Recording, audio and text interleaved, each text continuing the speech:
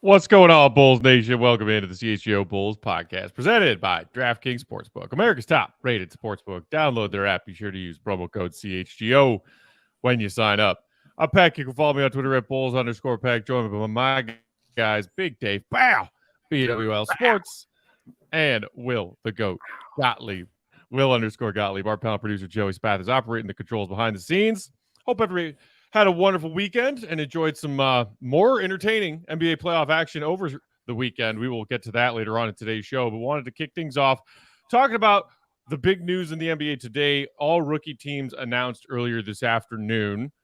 Before we dive into that, gentlemen, how are we doing? How was everybody's weekend? Will, are you bummed that our first softball game of the season was rained out tonight? I'm a little bummed, but I got to say, man, this weather, I'm just feeling like groggy. I feel like I would not have been on my A game today. So I'll just have to settle for being on my B game for this podcast instead. The weather is why he wouldn't be on his A game. Yeah. I'm looking for any excuse I can find, Dave.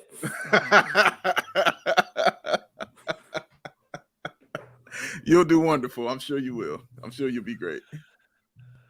All right, gentlemen. So all rookie first and second teams announced earlier this afternoon. I don't think Bulls fans were really surprised or heartbroken in any fashion to see the Bulls left off these rookie selections, considering the fact that Dalen Terry, I believe, appeared in just 38 games for the Bulls this season, averaging 5.6 minutes per game. But we'll talk about Dalen in a minute, but first wanted to get your guys' thoughts on these team selections. Starting with the all rookie first team, we have rookie of the year Paolo Banchero, Orlando. The guy that maybe some Bulls fans have a little bit of FOMO, but Walker Kessler from Utah. Benedict Mathurin had a great season with the Pacers. Keegan Murray, Sacramento, and Jalen Williams, that's Jalen Williams, from the OKC Thunder. Gentlemen, any of these names surprise you, or did you think like this was pretty much chalk as far as what you expected from first team all rookie this year? No, I wasn't surprised. Not even a little bit. That's really how it should look. Those were the guys that did the best. Like all rookie first teams, for me, after the rookie of the year, the rest of the rookie teams are just names that you remember saying over and over again. That's really what it is. Like, if I remember mentioning your name several times, then you're going to be first team all rookie. If I mentioned it a couple of times, you'll be second team all rookie. That's really how that goes. So I'm not surprised by any of it. My favorite thing was seeing Jalen Williams on there because, Will and I share an affinity for that man and just how good he really is. I'm glad it was showcased out in OKC, and he's personally, I just think, going to get better. His IQ of the game is really down. He's just so well-rounded of a player, and I just expect greater things from him. But Walker Kessler, Texas Ranger, shout out to him for being on that list as well. To do it in Utah when it's a season where you're supposed to be tanking, he was a big, vital piece for them. He really was. He solidified a position for them. Position they haven't had a great center. I shouldn't even call him great, but they haven't had a good center. That's fair. They haven't had a good center since Mark Eaton. And yes, I'm counting Greg Ostertag in that. He wasn't good. He was all right. Excuse me. What about this Rudy Gobert erasure that we're experiencing You heard what right I now? said. You heard what I said. Wow. 4-time defensive player of the year? Ooh, yay, because he's tall. Great. Wow. He's all right. Nope, they didn't like him. They're happy he's gone.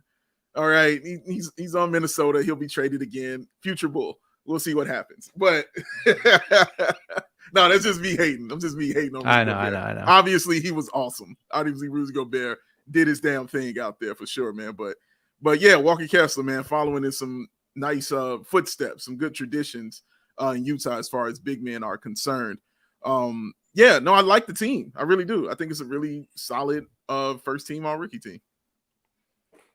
Yeah, Jalen Williams was definitely my guy heading into the draft last year. Very happy for him, and he even exceeded what I thought he could have done. I mean, I think he did it in a way that made sense to me. Like, he can do a little bit of everything. You see him create a little bit.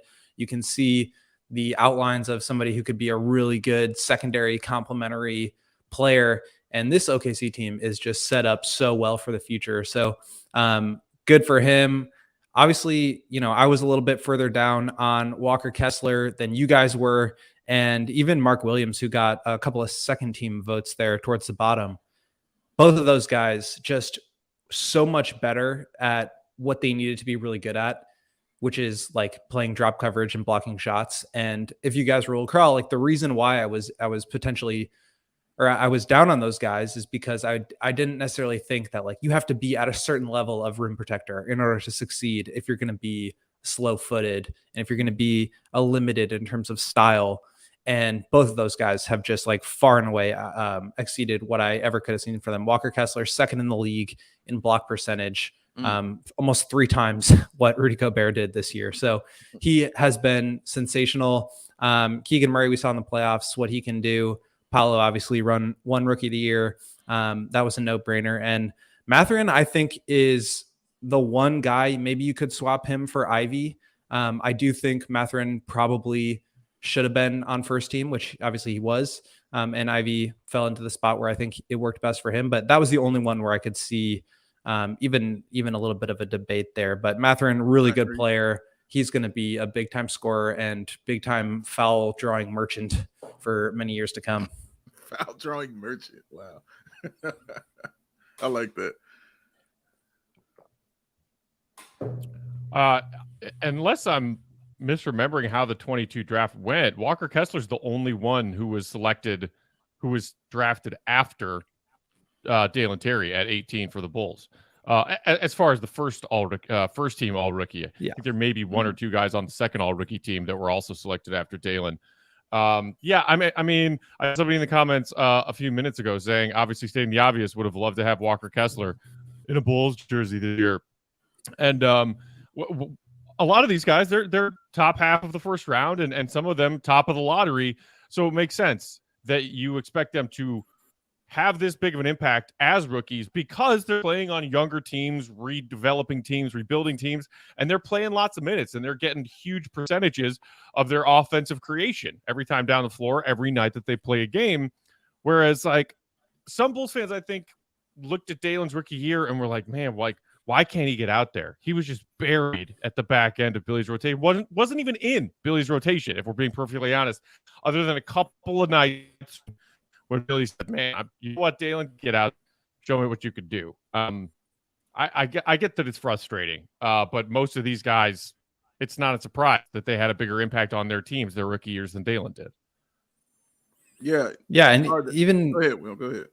I was going to say, even, you know, we haven't gone over the specific names on the second team here, but even just like if you look at the players receiving votes, there were a handful of those guys that were drafted after Dalen, and opportunity is the reason why. You look at Marjon Beauchamp, Malachi Branham, Jaden Hardy, Jalen Williams, Christian Brown, Andrew Nemhard. All those guys had real opportunity to perform on their teams. Even guys like Christian Brown, who are doing it on really good teams. And then you have guys, like Nemhard, who kind of stepped up and played a bigger role during the second half of the season for a Pacers team that wasn't doing so hot. So opportunity, I think, plays a huge role. And Dalen played, I believe, the 4th fewest minutes total of any first round draft pick this year.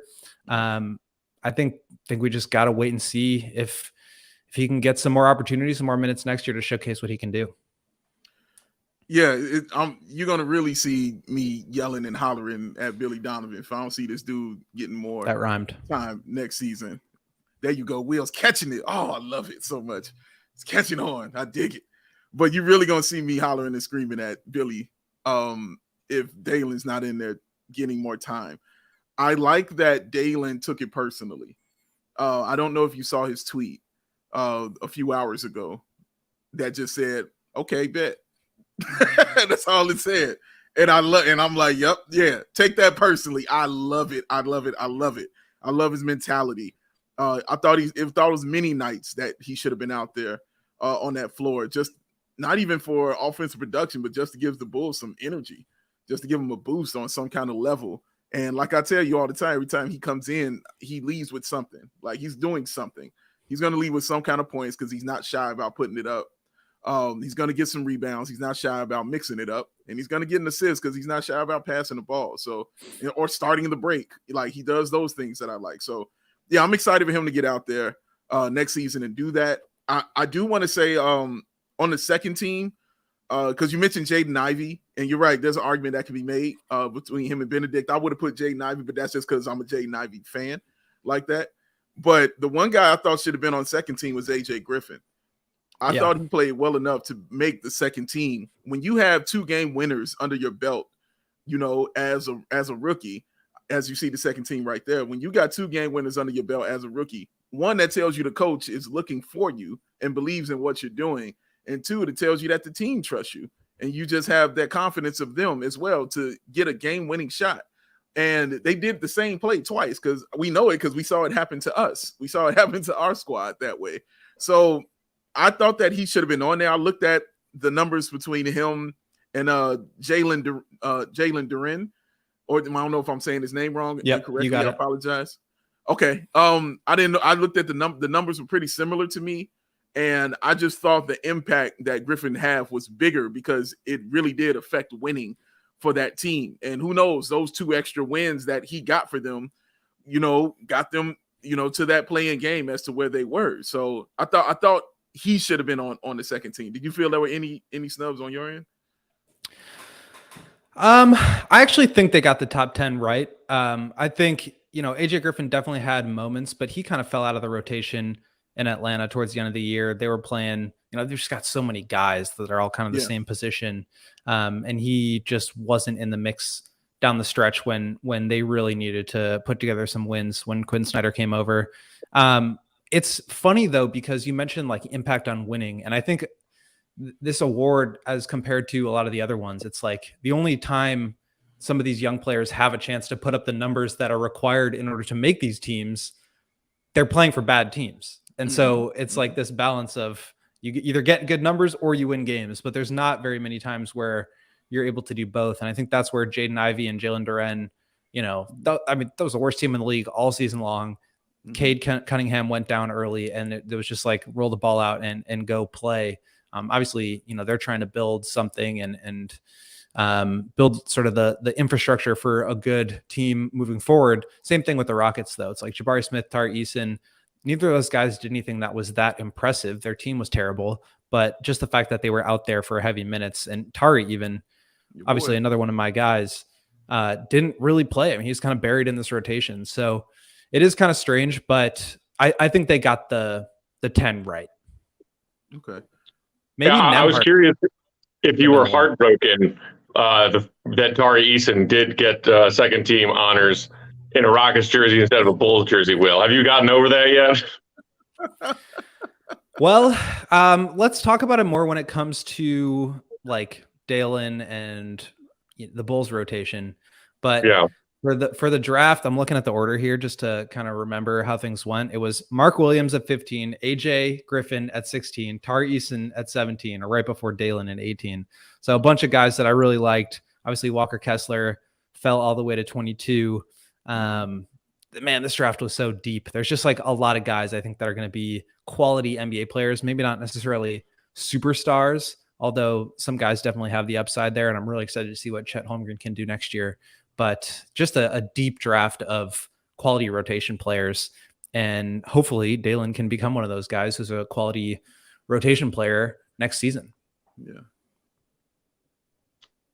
Yeah, I mean, the thing that sticks out to me when you're talking about, as you mentioned a minute ago, Will, these guys playing heavy minutes for these teams that are young and bad, you had multiple teams with multiple guys selected between first and second team all rookie. The Rockets had Tari and Jabari Smith Jr. The Pistons had Jalen Duren and Jaden Ivey. it's to be expected that a lot of these rookies that are getting these honors are playing on trash teams. And that's maybe another thing that Bulls fans need to remember as we say to ourselves, wow, this is the first time in 4 years that the Bulls haven't had a guy make all rookie first or second team. You had Io in 22, Patrick Williams in 21, Kobe White in 2020, all rookie second teams. You had Lowry make all rookie first team, 2018. Those were bad teams. Those were young, bad teams. The Bulls finally made the playoffs again for the first time in forever last season, and they're picking in the late teens, and that's where they get Dalen. Not a whole lot of people who were taking 18 and beyond were playing on heavy minutes on playoff bound teams.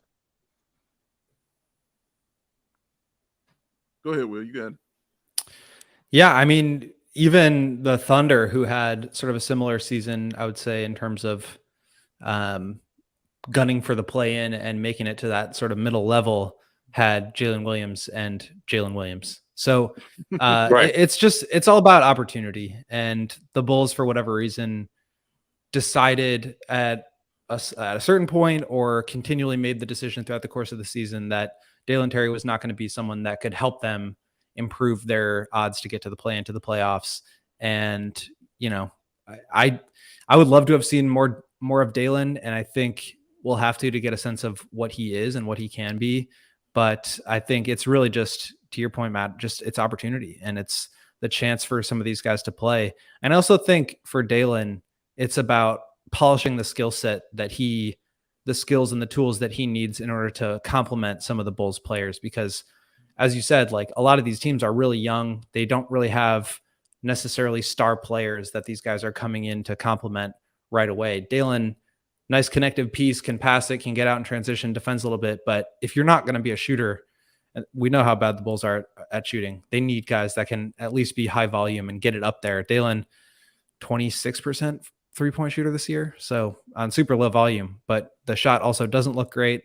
I think he can improve, but those are the areas where it's going to be hard for him to even carve out a role to get that opportunity if he doesn't get better. Yeah, and I definitely think he'll be better for sure. I also want to shout out the real MVP of these all rookie teams, and that's the letter J.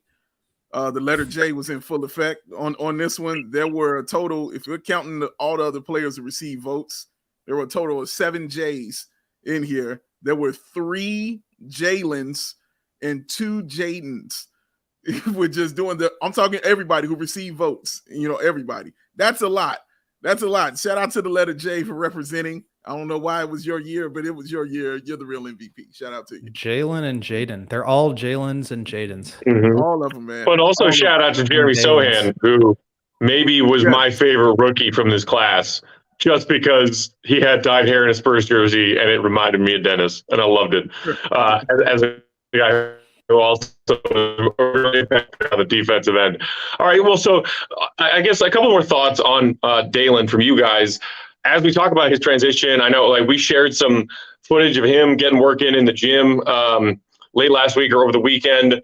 I saw somebody angrily commenting, why isn't there no footage of him working on his jump shot? As you mentioned, Will, that's got to be priority number one right now if he wants to see more playing time.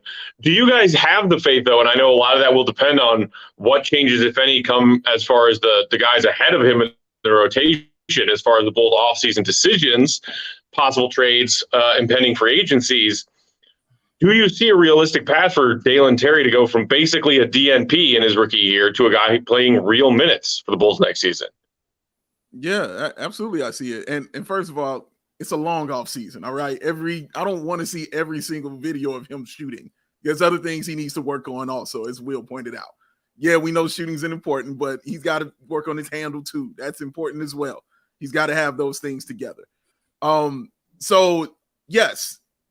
But for me to firmly answer it, I have to see exactly what the Bulls are going to do with a couple of these players. If they're going to get rid of them, if they want, because the first people that come to my mind are Javonte Green and Derrick Jones Jr.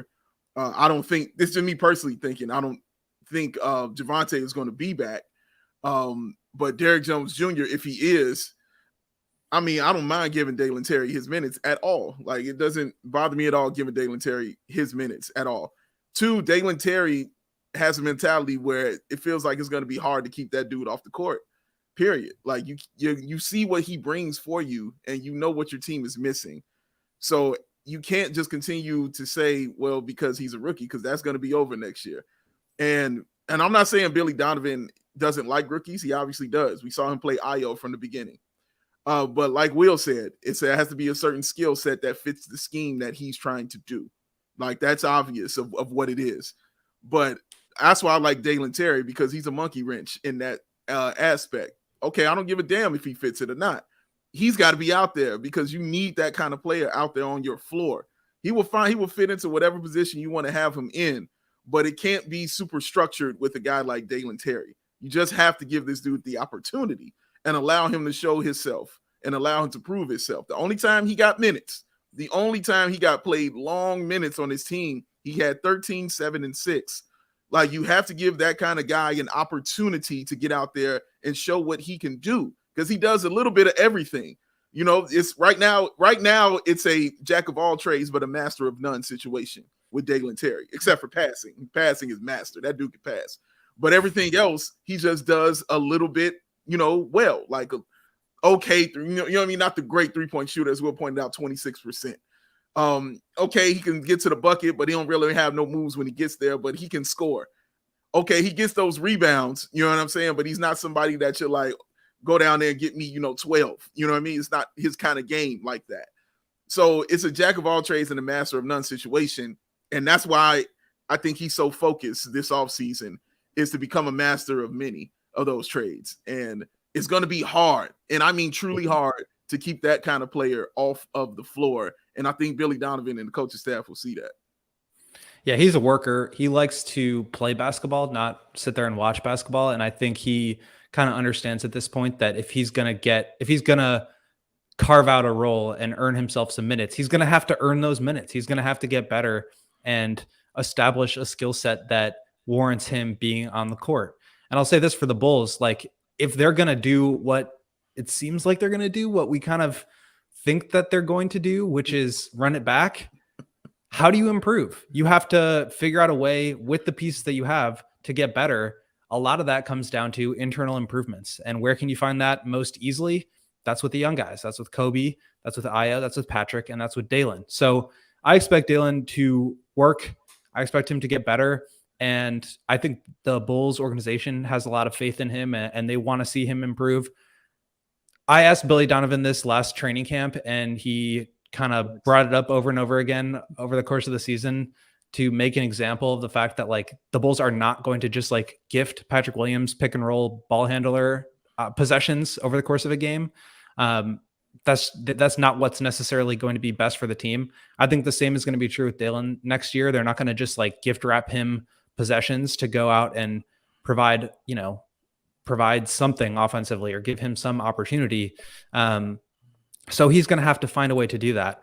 And if I'm a guy like Dalen, who is not a spot up shooter, whose main skill set is not to stand in the corner and shoot threes, if that's what I'm being asked to do and I'm not doing a great job at it, that's how I lose confidence. That's how I don't do the things that, I need to do in order to get better. So I think he has to, this is on him and it's on the Bulls organization to be able to take advantage of every opportunity that he can to get better at the things that he can do when he's playing next to DeMar and Zach, but then also throughout the course of a game, in the flow, whether it's transition or, coming off of screens and just creating space. He needs to take advantage of that, because who knows how many of those opportunities he'll get. So it's going to be tough, but I think if the Bulls are going to try to get better, they have to bank on internal improvement. And that kind of starts with some of these young guys. And that probably means, like working with a shot doctor, like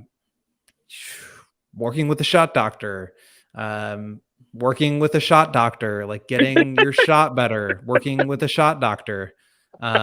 So they need to work with a shot doctor. Speaking it into existence, Will. All right, let's take a pause there, and then we'll come back and dive into the crazy weekend action from the NBA Conference semifinals. Big Dave, who is our first shout out of the day? Oh, so of course, main man, Baby Joey. Had a wild weekend. You know what I'm saying? Like it was a wild weekend for him. You know, I'm becoming used to him by now. You know what I'm saying? But it's still somewhat surprising. You know, there's a couple things he asked me to hold for him that, you know, he told me don't ask no questions. He told me not to open the box. Don't worry about that. So just leaving that there, man. I'm not even going to trip on that, man. But the other thing, what's in the box, baby Joe? That's what I said, man. That's what I said, man. He just looked at me, man. He just gave me a look that I'll never forget. It haunts my dreams. So when he did that, you know, he still looked at me before he left, and he said, "You know what? I never understood." And I was like, "What's that, baby Joe?" He said, "I ain't get it." He just never ever understood. He won't get it, and he won't understand why these sunglasses cost so much money. He don't want to pay all that money. He wants to look cool in them premium polarized shades for an affordable price. Well, guess what? There's Shady Rays, y'all. Of course, that independent sunglasses company offers that world-class product that is just as good as any expensive pair that you have ever put on your sexy face. The durable frames, the extremely clear optics for your outdoor, and as Parlay Pack proves all the time, your indoor advicciones. It's not a word. That's not all. Of course, it's the Matt Peck Lost and Broken Replacements plan, y'all. Oh, that hat just was thrown in anger because the parlay didn't come through, but he forgot the glasses on the hat. Oh, they are snapped in half. He is not happy, but he immediately gets happy because he understands there's a second half to the game, so he can still get that parlay, but also he could just send those broken glasses back in and they will send him a brand new pair. And also, if you don't like the pair that you got on, let's say you were smooth as my man Will the Maverick Gottlieb over here, and you like, I ain't feeling these shades. I'm going to send them on back because I want to look cool when I'm standing out there. First of all, you're not going to look as cool as the GOAT. You need to understand that. But second of all, you can get a real cool pair of shades, though, and then say, boom, I'm going to get that back as long as you send it back within 30 days. No questions asked, no risk to you when you shop, and they will always have your back. So, exclusively for the listeners out there, Shady Rays is giving their best deal of the season. Go to shadyrays.com. Use that code CHGO for 50% off of 2+ pairs of premium polarized shades. Try it for yourself. It's them shades, y'all. Rated over 5 stars for over 250,000 people. Join them because the Shady Rays, where the Rays are so shady. So shady. Well, now that we know what baby Joseph has been getting up to recently, what about grown-up Joseph? Are you there, Joe? Are you ready? Do you want to talk about ComEd with me? No? The ComEd Energy Efficiency Program is committed to helping. You gotta give me some time here. On these remote shows, it takes me a second not to pull it up, but just to get in here on the reads. I've got a lot of. Where'd the hat come from? A lot of duties. What's the jersey you got hung up there behind you? That is Kevin Durant. Durantula. Welcome. Well done. The Slim Reaper. Look at those lights above you, though, Joey. What? Look at those lights above you, sir. Very bright. Wow. That's why I need my Shady Rays. But I also want to talk about the ComEd Energy Efficiency Program, which is committed to helping families and businesses in the communities that they serve, helping manage energy usage and lower energy bills now, but also into the future. That's right, Uncle Joey. ComEd offers a wide variety of incentives on lighting and other efficiency upgrades to commercial, industrial, and public sector customers of all sizes across their territory. ComEd also offers a free facility assessment that can help find energy-saving opportunities like for HVAC systems, commercial kitchen equipment, and industrial processes. Wow! How does it work? I'll tell you. An authorized engineer works with you to develop a detailed assessment plan specific to your goals and needs, Joe. These can be done in person or virtually and last approximately 2 hours. Then within 3 to 4 weeks, customers will receive a report detailing energy efficiency projects they can start working on right away. Each recommendation includes estimated energy savings, cost savings, those are dollars in your pocket, project costs, potential incentives, and simple payback plans. If you own a business, don't wait. Get started saving money and energy, both of those things, today, right now. For energy saving tips, lighting incentives, or to schedule your free facility assessment, go to ComEd.com/poweringbiz. Matt, that seems so easy and effective. Is that ComEd.com/poweringbiz? It is, Joe. It is easy and it is effective, and it was correct. ComEd.com/poweringbiz. That's BIZ. Schedule your appointment today. There he is, Uncle Joe. There he goes. All right, gentlemen, let's start in the Eastern Conference, where we had 2 Sixers Celtics games, epic, and 1 Heat Knicks game, not so epic. I want to start with the Knicks Heat because I don't know about you guys. I have very little to say about Game 3 of that series. We finally at least got all people healthy enough to play. You know, Julius Randle sits Game 1, Butler sits Game 2.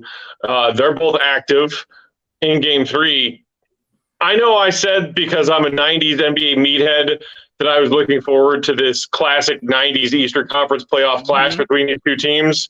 Game 3 was where I drew the line. That was just ugly and terrible and not fun to watch and not entertaining. The Knicks shot 34% from the field. The Heat, triumphant as they were, shot 39% from the field. The Knicks shot 20% from 3. The Heat shot 22% from 3. The Heat dominated at the free throw line, surprise, surprise, and they win this game, and they win it fairly easily. That's all I have to say about Game 3 between these teams. Well, let me go next because I'm going to make mine even quicker so I can hand it off to Will. Because I told you I didn't care about either one of these teams. I knew this series was going to be trash. I was like, this is going to be trash, period. I know what I'm going to be looking at. Julius Randle looks like a classic Tibbs player right now. Like, you know, did all my stuff in the regular season, run a little deep run in the playoffs, and I am gassed. And I ain't got nothing left. That's what he looks like right now. And, yeah, they got their ass whipped really, really bad. Hopefully the ass whippings will continue by somebody and gets this series over with so we can get to the next round. Please. Thank you. I'm done. Yeah, I mean, I hate to say that I'm used to watching such poor and low-level three-point shooting performances, but I'm desensitized. I mean, to score combined less than 200 points is pretty hilarious, but it is the playoffs. It is two, rock fighting teams. I don't have a lot to say about this series. I feel like this is just going to be a grinded out who can outlast the other, as opposed to like who's going to be more creative, who's going to have the better adjustments, who's going to go off and like have it's like, this is just who's going to last longer. They're just going to keep like throwing haymakers at each other, and whoever's left standing is going to be the one that advances to somehow the conference finals. Like, how did we get here? Because it's the playoffs, Will, and anything can happen because you never know. That's how we're here, sir. It happens. Yeah, Cameron in the comments said Himmy Butler putting the Knicks down 3-1 tonight. I would not be shocked if that happens. And then I think if that happens, then what might happen is what happened with Heat Bucks. The Heat might say, all right, let's end this series in 5. Let's just take care of it now so that we can give Jimmy a few extra days of rest before we go to the conference finals and are going to be gross underdogs, regardless of who comes out of Sixers and Celtics. I thought, I was like, okay, well, so the Bucks would even that up 2-2, and then the Bucks will figure things out, and then they'll go on to win that series against the 8th-seeded Heat, because of course they will. No, Heat went up 3-1 in a game that the Bucks should have had, and then the Heat closed them out in 5. I think if the Knicks can win tonight, they can still win the series. I think if it's a Heat win and a 3-1 lead, like Cameron in the comments said, over in 5. Wild. Yeah, I can see that. And yeah, I think you're right. And also another player, Tyler Hero, this also helps them getting that over with and done because, he's dealing with that broken hand, and this just gives him more time to heal up and maybe make a return if they get to that conference finals at some point in time during then. So that only bolsters the Heat lineup, bolsters their 3-point shooting and things like that. So yeah, it's a lot on the line, as it is in every playoff game, but yeah, definitely a lot on the line tonight. Game 4, Knicks Heat tips off in a couple hours, 6:30 Central Time tonight. First of a doubleheader. Yay! Let's shift to the more interesting series in the East. Celtics took a 2-1 lead on Friday night. Then, man, Game 4 of Celtics Sixers was awesome. and Yes. chaotic and awesome some more and chaotic some more. Dramatic comeback by the Celtics, who were down big for large stretches of that game. They take the lead, then cough up that lead with some big shot making from James Harden to get that game to OT. I don't know where you guys want to start. I want to start with Jason Tatum drive and kick at the end of regulation, drive and kick again at the end of OT. At both times, he found an open Marcus Smart, and at the end of regulation, Smart got a clean look and missed it. In OT, how do you mismanage the clock that badly? I don't understand. If you're not going to take the timeout, Missoula, because you just have faith in your team, fine. If you're going that route, fine. But it's not like the game's tied. You're down. It is inexcusable to not get a shot off. Oh, gee, what does that make me think of? Oh, right, Grayson Allen at the end of the Bucks season. But it's Jason Tatum. Like, he collapses the defense because he's Jason Tatum, and then makes these great passes to Smart at the end of OT, at the end of regulation. That's great, but you have to get a shot off there at the end of overtime. Do you guys take issue with the fact that Tatum wasn't the one shooting the ball and was driving and kicking instead of shooting? Go ahead, Will. I don't know. I feel like you have to make the right play. I think, LeBron has sort of pushed the old like Kobe MJ mentality of like, I need to be the one that takes the last shot to, we just need to find the right shot. And obviously they didn't even get the right shot. So maybe it's a moot point, but it really did remind me of the Grayson Allen thing, who's probably like still Euro stepping around Milwaukee somewhere. But yeah, I mean, that's the kind of thing that's like, you leave it on the table, and that could be like something that comes back and haunts them. I mean, that if you go up 3-1, obviously you're in like a really good position to now win that series, like in game 5. And now maybe the Sixers have some momentum. Embiid's been back a few games. Maybe they have some, ability to adjust and beat down the Celtics mentally a little bit and actually pull this series out. I mean, that's huge. That's just huge to not be able to get a shot off. That's like the one guarantee that you need to have. And I think we've had this conversation about DeMar and Zach all year, is like, well, the shot may not always go in with DeMar, but you're getting a good shot. And we've seen it a couple times now in this playoffs where teams just aren't able to get that shot off. Oh, well, I'm glad you brought up LeBron, because that's kind of where I was going with this, because I'm on the other side of it. Sometimes the right play is the wrong play. And this is what I mean in this instance is, yes, that was the right play to make. Yes, that was the right pass to make. I put out a tweet in that fourth quarter talking about how clutch I thought Marcus Smart has been throughout his time in Boston in the fourth quarter. I just don't think it's discussed enough. That dude hit some key buckets throughout his career in Boston in the fourth quarter. Drilled a big three late in the fourth quarter of that game 4. Colossal. With that said, don't give a damn, because it's the playoffs. In the playoffs, it's come down to your best player or even your second best player. And because it's about creating those moments.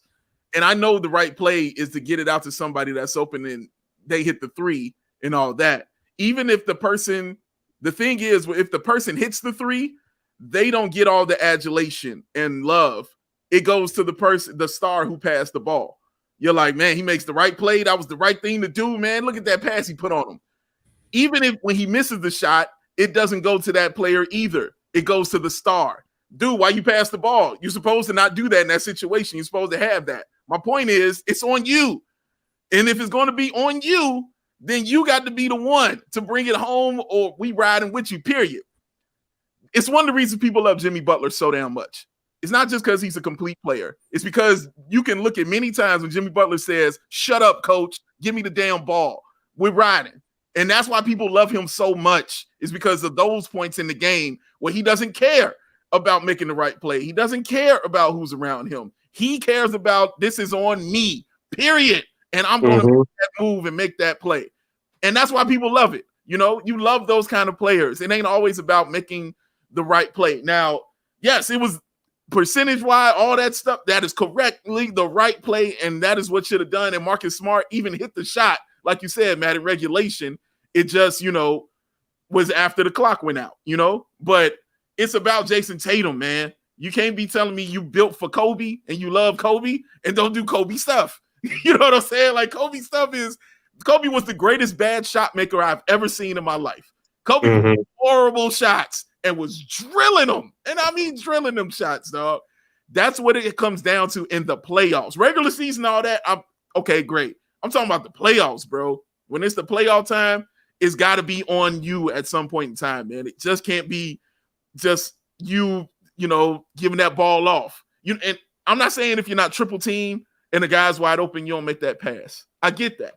But like you said, Matt, twice, 2 times, that's where it comes in. You know what I'm saying? That's why everybody's looking like, dude, what you doing, dog? What do you want like that? So yeah, man. Like he's got to wear that. He has to. He got to wear it. I thought. Joe, you want to chime in? Yes, what you're talking about is interesting, and I actually think Dave's. It's all narratives, and it's very like results driven for sure. So I just think like 100%. Like I think if Marcus Smart hits that shot, then we're obviously talking about it differently. But I think it's particularly interesting. I don't necessarily have a take either way. But I just think in this game particularly, you could be talking about that a ton on the other side of the ball as well, on the other team as well. And so I saw this tweet yesterday that I liked, and it's like, I mean, could you imagine if Harden misses that shot and Embiid is just getting flamed all off season for passing up that big look?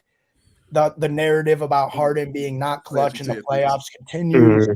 And it just totally made me think about how that one shot and how it could totally have just unfolded a completely different way if that doesn't go in. The difference on that, Joey, is James Harden to that point had 42. That's the difference on that. James Harden was cooking them cats all game long. If Marcus Smart had hit 8 threes, that game, all right. You know what I'm saying? Cool.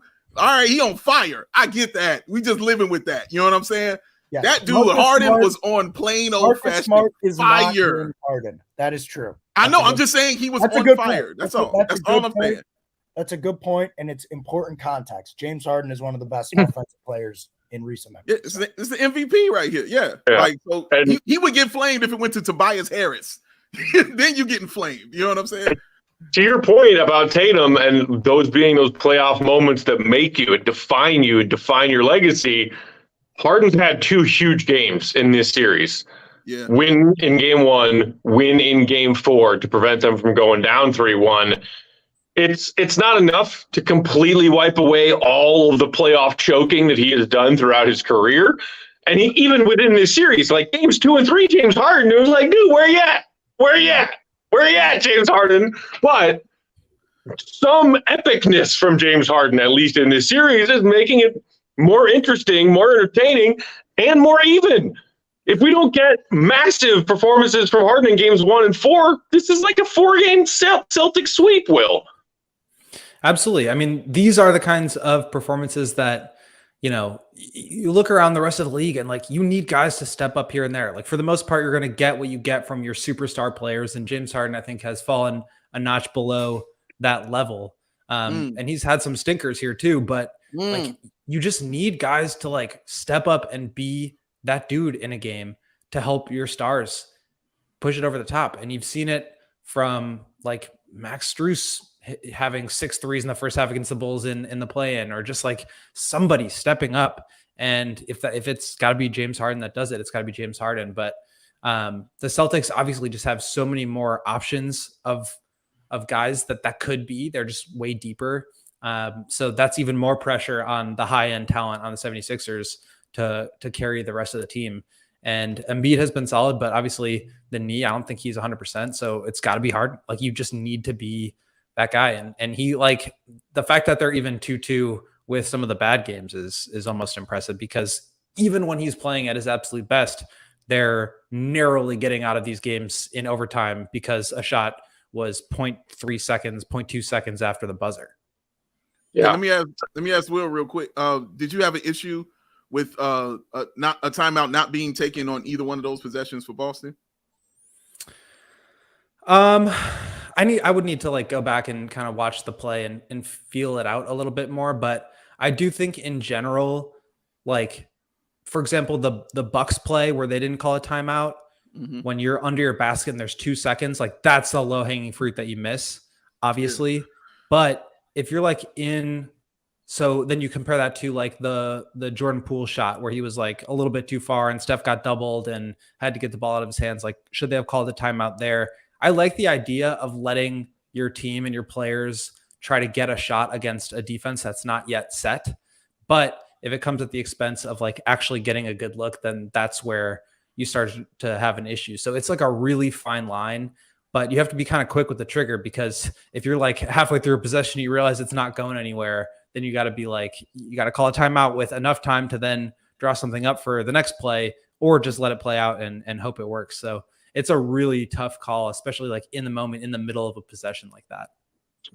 Yeah, I'm with you, Will, on that. And that usually I would prefer, if it's my team I'm rooting for and it's a late game scenario like that, not using the timeout, and certainly not right away, to see if you can get something against a defense that's not set. But that Celtics final possession, they got a stop and they got the ball with 17, 18 seconds left. Yeah, and they wasted 10 or 11 of those seconds. Like before they actually got into their action and a screen was set and Tatum made a move towards the basket. Like in that scenario, then maybe, as you were saying, rethink that halfway through, maybe use a timeout if you have it and then try and set something up. They just dicked around and wasted precious seconds. And that's what we have come to know about the Celtics team. They just don't go out and like get it when they need to. It's also an interesting calculus when you think about, like, you know, you have 17 seconds left. You're down. What were they down 1 or 2 at that point? They were down 1. Down 1. So like you do just need the last shot, because if you try to get something quick, then maybe you get a layup and you foul and you're playing the foul game, and now you're down 1 again, but you've got less time to get a shot. So you may as well just like take the 3 if you're down 2, or like save the last shot for yourself and don't necessarily play the free throw game. I'm not sure like what the analytics departments would tell you about that, but to me, it's like you give yourself the last chance to win a game. You don't want to be in a position where you're playing defense for the last shot, or you are hoping that somebody else fails. Like you want to have control over your own destiny in those situations. So obviously you go a second or 2 sooner. But that's kind of what happened with the Jimmy shot, where he flipped it up and the Bucks had 2.5 seconds left. And if they hadn't made a huge boneheaded, mistake, then they have a real opportunity to win that game because you saved them the last shot. Yeah. All right, we'll take a second break here, then come back and dive into what's going on out west to wrap up today's show, which is brought to you by our friends at DraftKings Sportsbook. The chase for the NBA title in full swing. Obviously, it's what we're talking about. While the best in the NBA battle it out, you can get all the playoff action at your fingertips with DraftKings Sportsbook, an official betting partner of the NBA. New customers can make a $5 bet and score $150 in bonus bets instantly. Plus, everyone can score a no-sweat same-game parlay. Make one for each of the NBA playoff games tonight. Open the DraftKings Sportsbook app, opt in, place the same-game parlay on any NBA game. If your bet loses, they'll give you a bonus bet back and the amount of your initial bet up to $10, which is perfect because that's my preferred dollar amount when I'm making my parlays. Download the app now. Don't forget that promo code CHGO to take advantage of that offer for new customers. $5 down on any NBA money line, $150 in bonus bets. Gambling problem, call 1-800-GAMBLER. In Massachusetts, 800-327-5050 or visit gamblinghelplinema.org. In New York, 877-8-HOPE-NY or text HOPE-NY. In Kansas, call 1-800-522-4700 on behalf of Boot Hill Casino and Resort. 21 and over in most eligible states, but age varies by jurisdiction. Eligibility restrictions apply. See show notes for details. See DraftKings.com/sportsbook for details and state-specific responsible gambling resources. And it's time, y'all. It is time to get fitted out in the best sports gear around. Where is that? CHGO? Yes. Ballsports.com? Yes. But you know where it definitely is at? FOCO, ladies and gentlemen. FOCO's got you covered.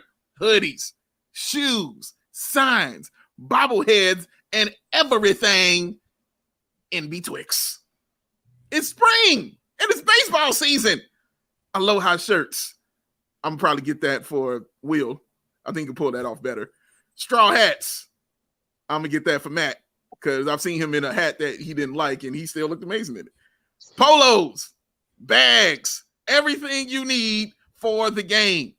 And of course, when we're at the office, you guys got to look behind us and see what Foco hooked us up with, man, because they took care of the crew, y'all. They always had us set up looking nice. And if you go around the office, you see them joints put up everywhere, man. There's Urlacher and Jordan and Walter Payton splattered all over everywhere. And it is awesome to look at. And we have Foco to thank for that. So check out foco.com or click the link in the description below. For all non-pre-sale items, use the promo code CHGO, that is CHGO, and get yourself 10% off because it's Foco. Faux show. All right, guys, out west, Lakers routed the Warriors in game 3 of that series on Saturday, 127-97. I don't have a ton of thoughts on this game compared to Suns and Nuggets, but I think that the one stat that everybody was talking about in this game was the Warriors shooting 17 free throws and the Lakers shooting 37. Yikes, yikes, yikes. Not surprising. We know we've been talking about it since LeBron made that grandiose Shakespearean tragedy death complaint about officiating earlier this season. And we know that the Warriors have never really been a high free throw shooting team, a high free throw rate team. So it's not like it came out of left field, but it's like, how many times are we going to see a free throw attempt disparity like this in the playoffs in the Lakers' favor? Until we say, like, is this really? So listen, man, because that's exactly what I wanted to talk about. And one, I turned the game off because of this. Like, I cut the game off, dog. I was like, I'm not watching this, man. This is crazy. Plus, I was watching Backlash. Shout out WWE. But my boy Dre sent me this stuff, man. Shout out to Boss Hog also, who put this up. So he sent me the free throw totals for what's going on in round 2 this year for these teams. All right. Total free throws, 76ers and Celtics, 84-79. Heat and Knicks, 77-72. Nuggets and Suns, 57-40. Lakers and Warriors, 83-39. Stop it. Steph Curry has 7 free throws in 99 minutes.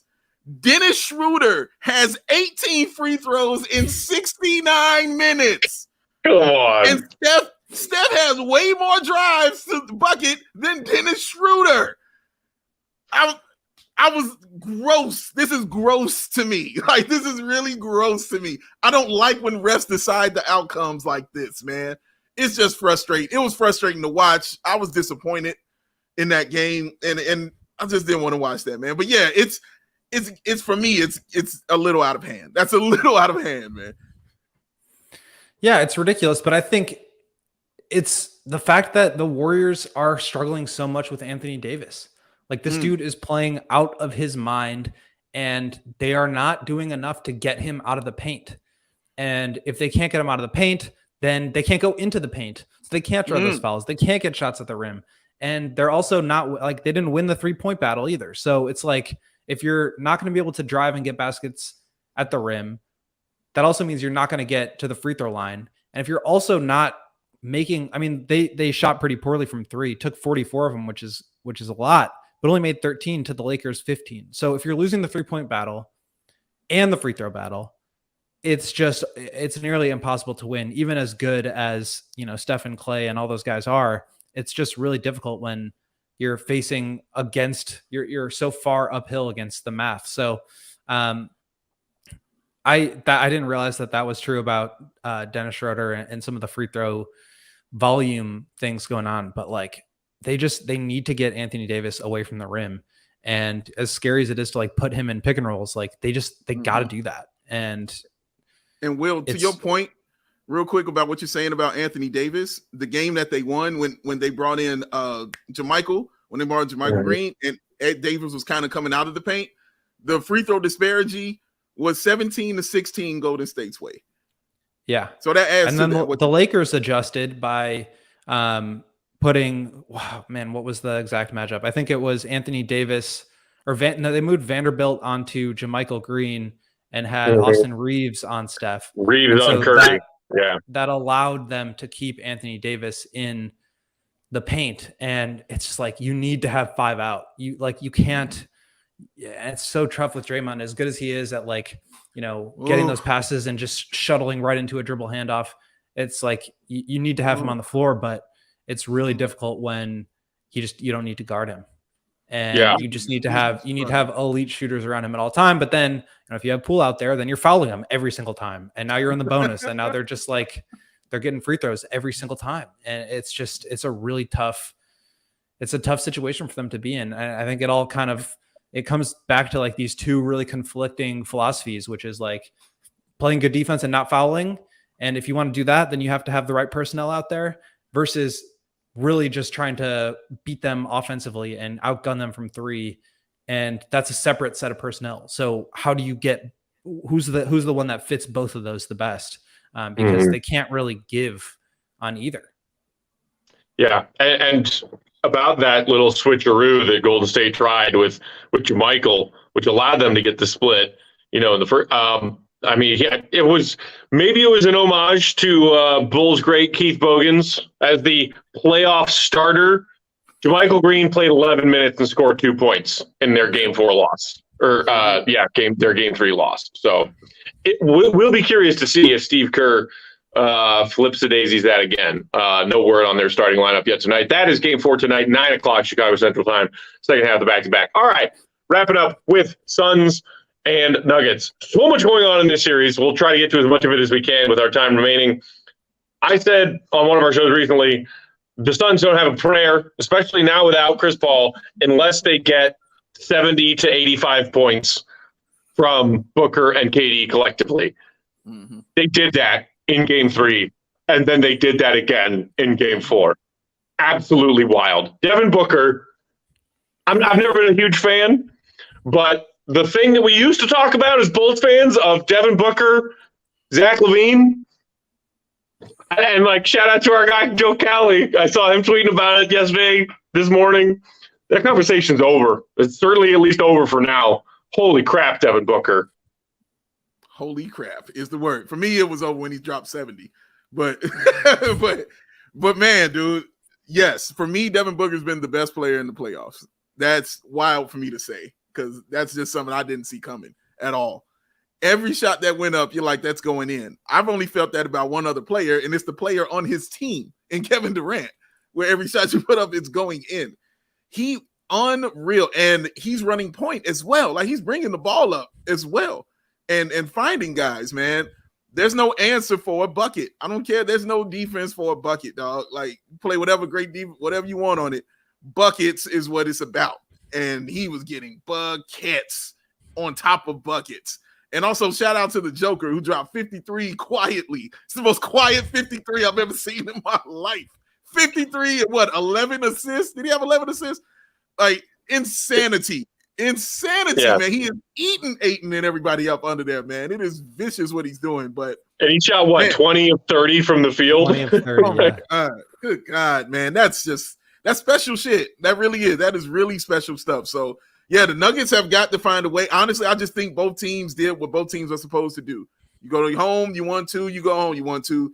Now it's that 3-game series that I love so much. And this is where all the strategy and all those things come into play. Also, I'm curious to see if Chris Paul decides to sit out the rest of this, because it feels like they play a little faster when Chris Paul's not on the floor. So Bingo. I'm going to be interested to watch that as well, man, and see what happens, Will. I think it's also you kind of said it. It's shot making. These teams are just making everything. Both of these teams shot 57% in this game. Booker 14 of 18. You score 36 points on 18 shots. It's absurd. And I think again, we're a Bulls podcast. I'm going to tie it back to the Bulls here for a second. I think the Bulls want to play the same offensive profile as the Suns, right? They want to get a lot of mid-range shots. They're good at that. They want to try to get to the free throw line. They're not going to shoot a lot of threes. But in order to score 130 points in a game, you need to shoot 56%. You need to get to the line 30 times a game. And that's what they did.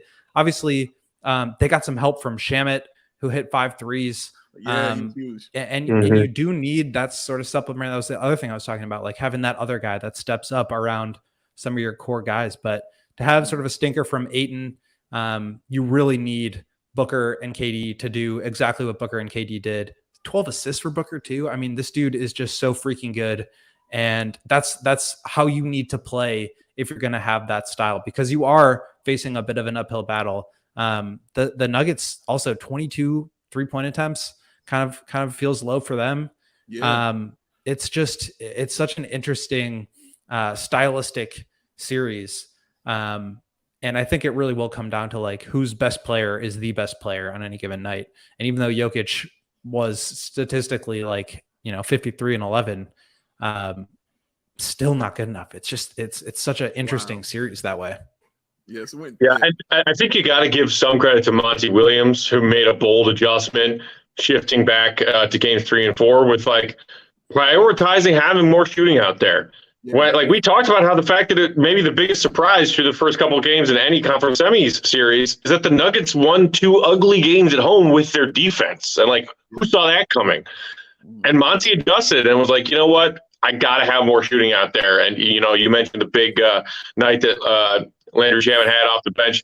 I think that gamble certainly has paid off for Monty thus far to allow them to even that series. Devin Booker, just one more hilarious stat that I saw, 2 variations of it. First player in NBA history to score 300 or more points in their first 9 postseason games of a postseason run with a true shooting percentage of 70. Not 60, 70. Bonkers. And then I think his total point total after their game 4 win is like 321, 323, something like that. Most points through the first 9 games of a postseason run since, of course, Michael Jordan in 1990. Of course. Insane. Okay, real quick.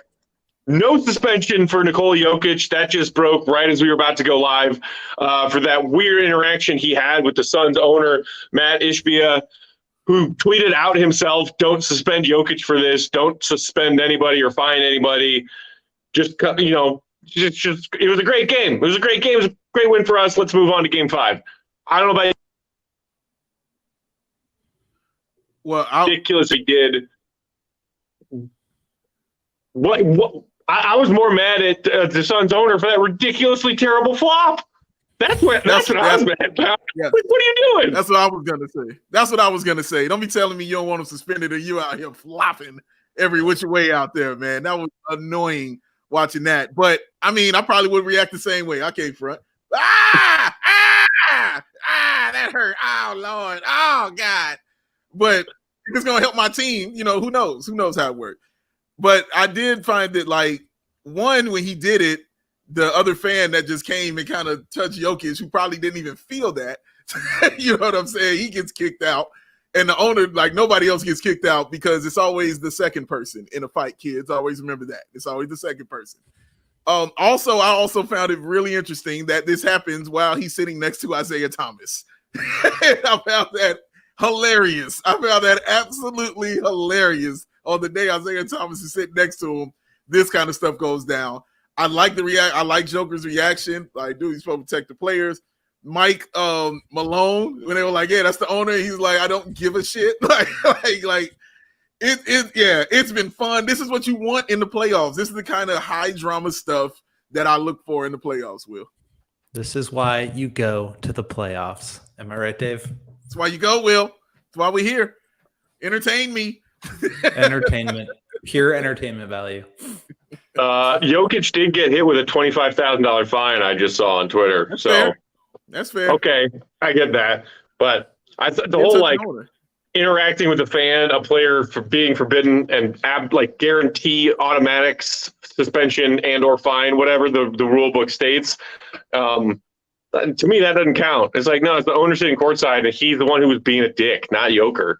So I'm glad. Okay, 25,000. I think Jokic can afford that.